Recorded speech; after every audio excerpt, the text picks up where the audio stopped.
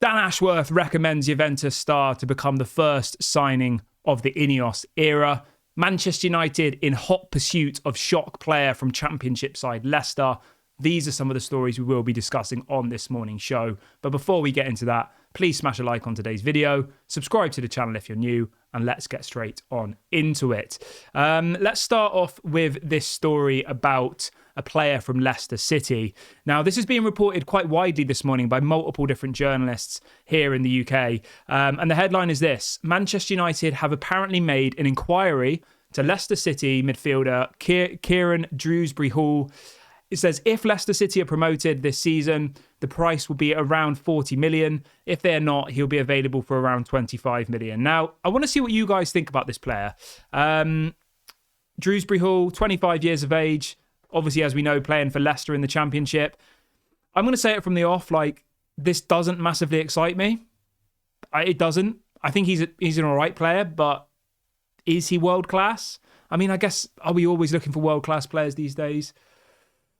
I mean, you can't have 11 world-class players, can you, I guess? But for me personally, I don't think he's much of a step up on McTominay, being completely honest. I think he's probably a little bit better than McTominay, but I don't think he's like levels above him. In his mid-20s, it's a no from me, but maybe this is the level of players that Ineos are looking at. I think we've been so fixated over the last couple of weeks with having Gareth Southgate as the new manager. And now all we seem to be linked to is English players. We were linked to Ross Barkley a couple of weeks ago. We're linked to Dewsbury-Hall. Is this what Jim Ratcliffe's plan is? Does he want to make it a very British Manchester United with a British manager, with British players? It doesn't excite me, and I hope that that's not what he's doing, because I don't really get it, being honest. I know Manchester United is in England, but we've had so many iconic players in our history who have not been English. You know, you think of the Cantonars, you think of Cristiano Ronaldo, like so many names that you could go through. Some of our best players, obviously Bobby Charlton was English, and there has been obviously some iconic English players, Rio Ferdinand, Wayne Rooney, etc., David Beckham. But for as many English players we've also had foreign players, you know, and I think that is such a vital part of Manchester United, and it's such a vital part of why we're such a big club now, because of that. And for us to now be going on like this whole English core to our team, it doesn't really excite me, to be honest. I want the best players. I don't care whether they're English. I don't care whether they're Brazilian. I don't care whether they're French. Like, I want the best players playing for Manchester United because I enjoy watching football and I want to be entertained. So Dewsbury-Hall, for me, it's a no. It doesn't excite me, and £40 million I think is absolutely ridiculous money for him. It also goes on to say that Sir Jim Ratcliffe has pointed out an internal meeting to Manchester United's recruitment team that a player like Dewsbury-Hall could offer value and versatility.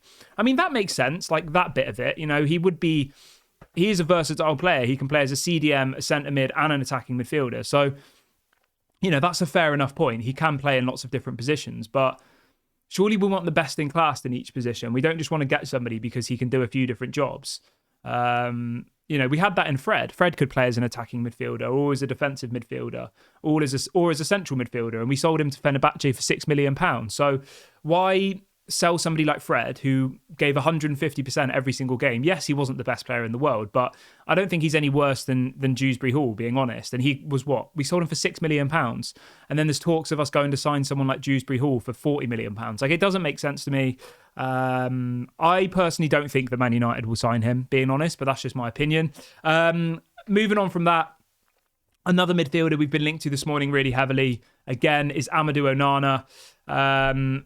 It does, however, say that an exit of Casemiro is kind of required for us to bring in another midfielder. So if Casemiro goes, we will sign a midfielder, whether that is Amadou Onana, whether that's Dewsbury-Hall, whether that's... I mean, there's so many options out there at the moment in the midfield position. I think, for me personally, I think Onana would be a really, really interesting signing. I think he would be quality. And I think for, £40-50 million, which is apparently the fee that's kind of being mentioned in the press, I think it would be good. I do. I think he'd be a really, really good signing. And, he's got the age profile's right. He's 22 years of age. He's got Premier League experience. He plays for the Belgian national team. Like, he is a quality player. So, I would like to see Amadou Onana at Manchester United. I think he would definitely work. Obviously, some people are really, really keen on João Neves from Benfica. I think he'd be amazing, 19 years of age. in the Portuguese team already, playing every single game for Benfica.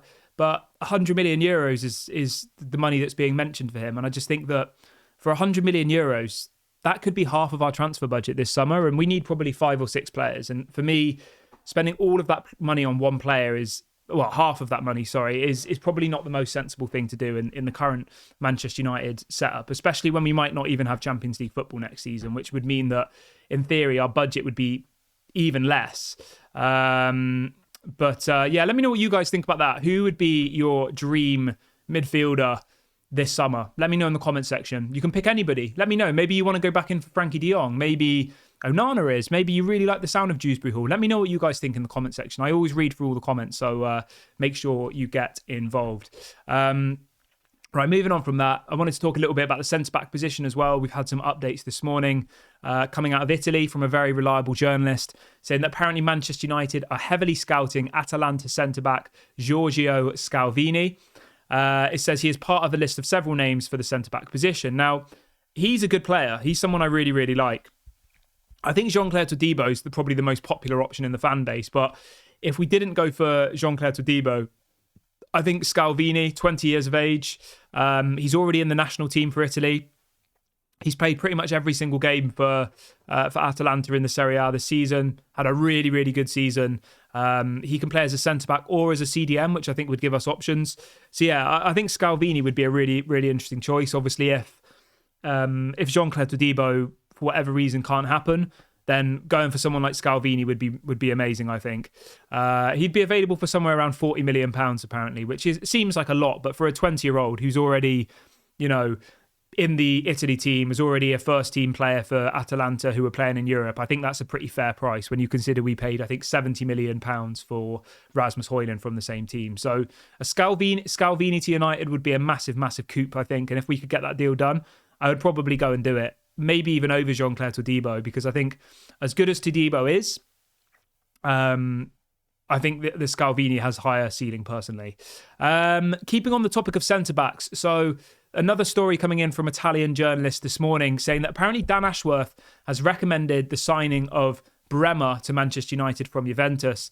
It says the club have already been tracking Bremer for months and there's a strong belief that this deal can be done, with Juventus under pressure to sell a big name to help ease their financial worries. So this is really interesting, that this is the first kind of story we've had coming out where it's directly mentioning Dan Ashworth, saying that Dan Ashworth has recommended this player to Manchester United.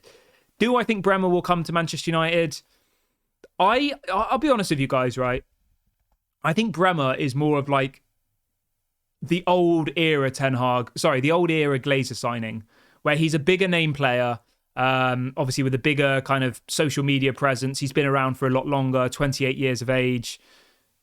Is he better than any of the other people I've just mentioned? I'm not convinced that he is, other than the fact that he's about 7 years older than all of them. He's only just kind of broken into the Brazilian team in the last couple of years. He's only got 3 caps for Brazil at the age of 28. I don't know. For me, it's a no. I think the type of money that's being floated around as well, they want around 60 million euros. It doesn't really add up to me. When you compare that to, say, someone like Fred, right?